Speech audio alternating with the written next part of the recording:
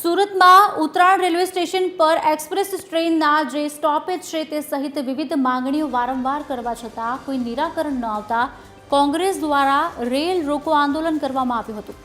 મોટી સંખ્યામાં Uttarayan railway station ઉપર કોંગ્રેસના નેતાઓ અને કાર્યકરો ભેગા થતાં વેસ્ટર્ન રેલવેનું તંત્ર દોડતું થયું હતું। વેસ્ટર્ન રેલવેના એઓએમ ઘટના સ્થળે પહોંચી આંદોલનકર્તાઓ સાથે ચર્ચા કરી માંગો પૂર્ણ કરવાનું આશ્વાસન આપતા કોંગ્રેસે રેલ રોકો આંદોલન મોકૂફ રાખ્યું છે। આ વિસ્તારને અહીંયા સ્ટોપેજની જે વાત છે તે અમે સ્ટોપેજ આપવા જોઈએ, નવી ટ્રેનો અહીંયાથી ઉપાડવી જોઈએ।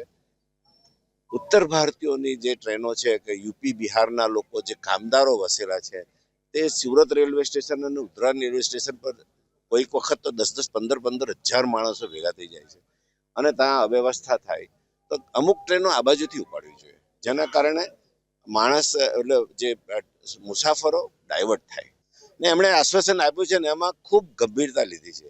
લગભગ એવું માનું છું કે મેમુ ટ્રેનની તો બહુ જલ્દી જાહેરાત કરશે એવું કહ્યું।